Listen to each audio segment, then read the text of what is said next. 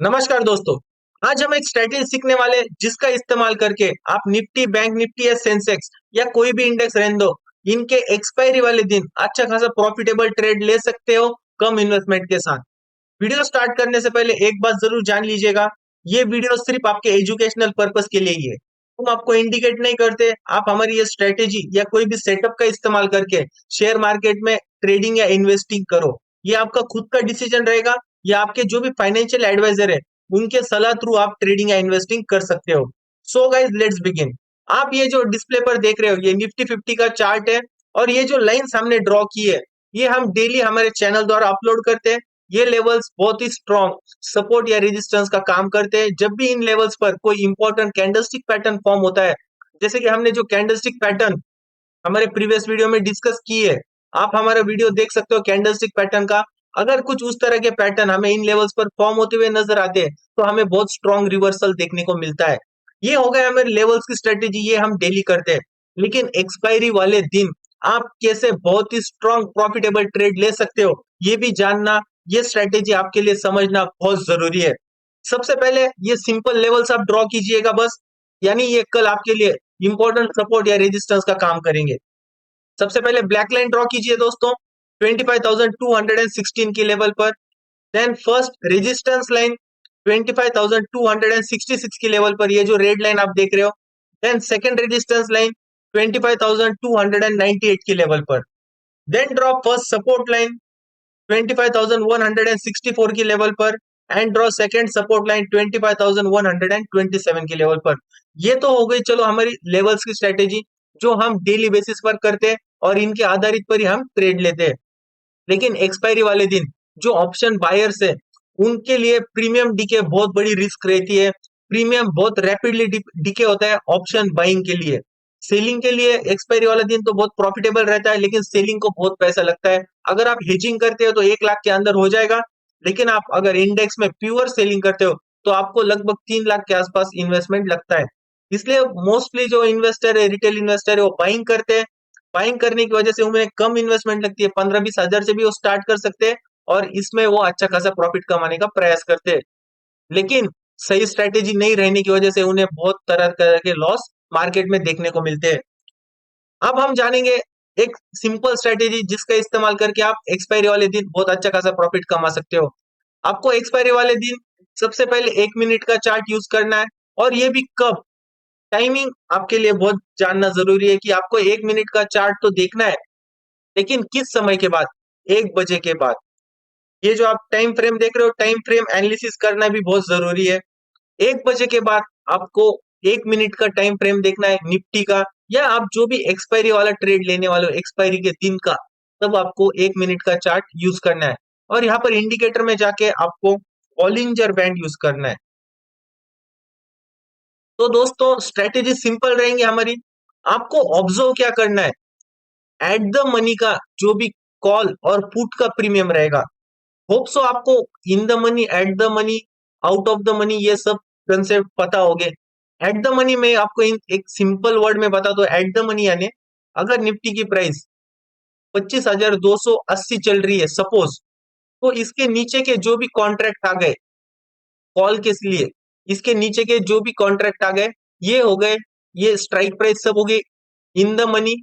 और ये अभी जो 25,280 की स्ट्राइक प्राइस है निफ्टी की, तो 25,300 की लेवल का जो भी स्ट्राइक प्राइस रहेगा, वो हो जाएगा एट द मनी। और इसके ऊपर जो भी रहेगा स्ट्राइक प्राइस, वो हो गया आउट ऑफ द मनी। यानी ये स्ट्राइक प्राइस इसके ऊपर आउट ऑफ द मनी, इसके पास जो भी स्ट्राइक प्राइस रहेगी निफ्टी के प्राइस के पास, जो अभी करंट प्राइस चल रही है, वो एट द मनी। और इसके नीचे जो भी रहेगा वो इन द मनी रहेगा। अपोजिट फॉर पुट ऑप्शन, ये हो गया हमारा कॉल ऑप्शन के लिए। पुट ऑप्शन के लिए जो नीचे की प्राइस रहेगी, वो रहेंगी आउट द मनी। जो at the strike price same रहेगी एट द मनी की। और जो ऊपर की रहेगी स्ट्राइक प्राइस, वो रहेगी इन द मनी। इसलिए दोस्तों, आपको ये सब कंसेप्ट सही तरीके से समझना बहुत जरूरी है। इसलिए आपको एट द मनी, यानी सपोज निफ्टी की प्राइस अभी चल रही है, उसी के आसपास की जो भी ऑप्शन की स्ट्राइक प्राइस है, वो देखनी है आपको।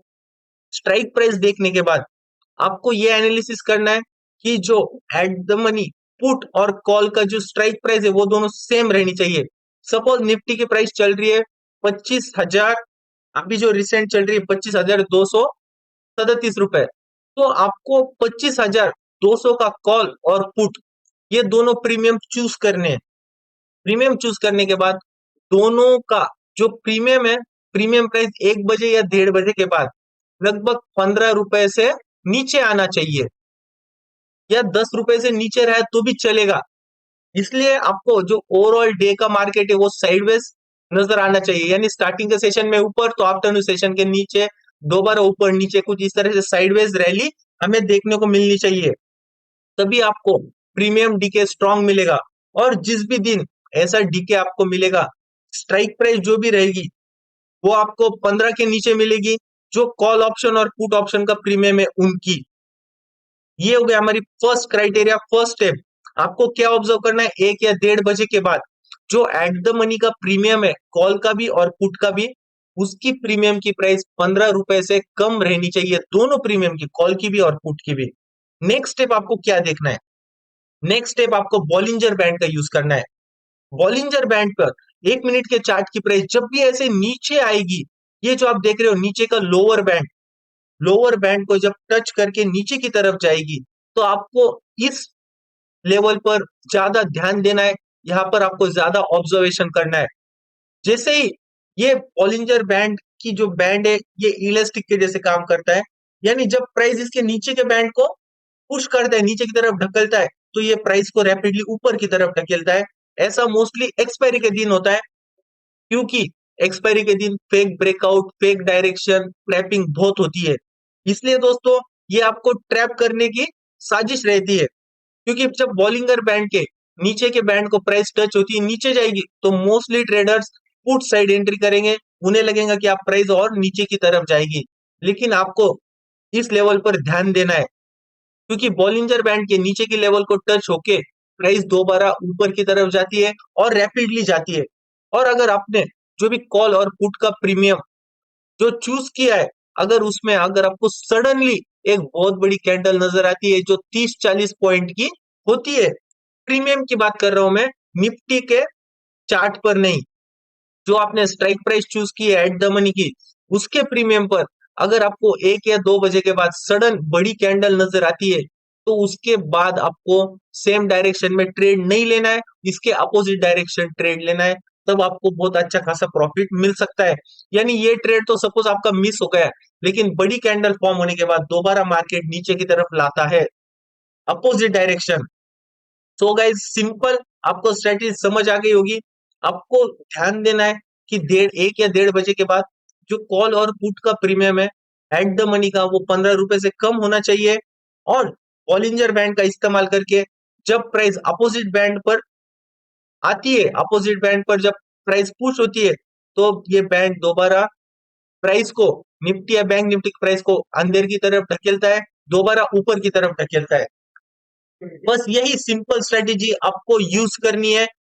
आपको ध्यान देना है कि जो दिन भर का मार्केट है वो साइडवेज रहना चाहिए। पूरा मार्केट साइडवेज, स्टार्टिंग के सेशन में ऊपर तो नेक्स्ट सेशन में नीचे, कुछ इस तरह से।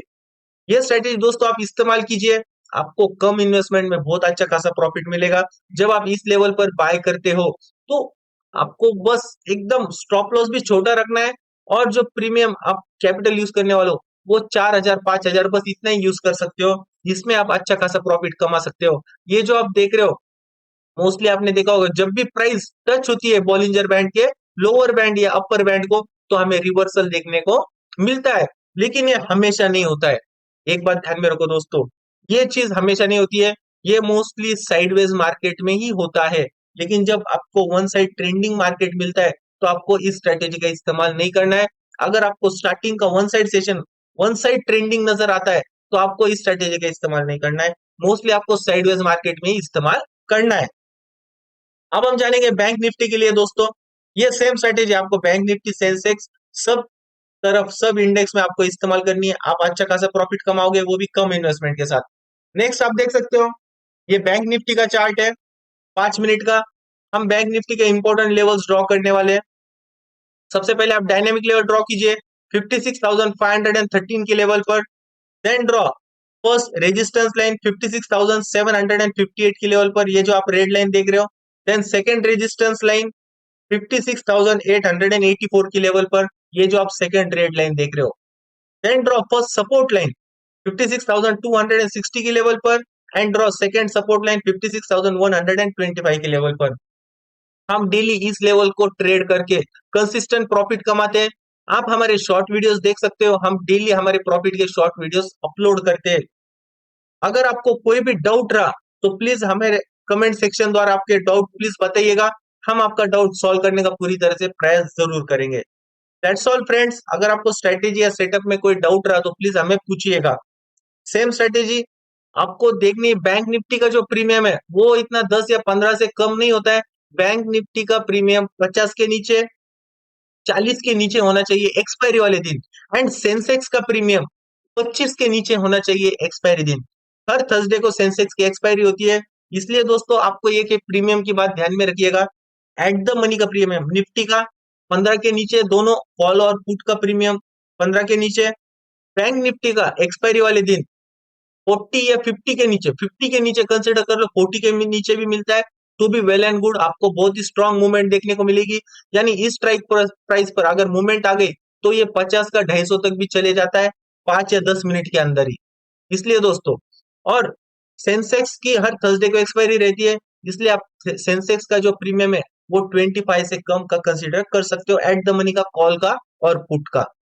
दैट्स ऑल फ्रेंड्स, अगर आपको कोई डाउट रहता है तो प्लीज हमें पूछिएगा। Thank you so much.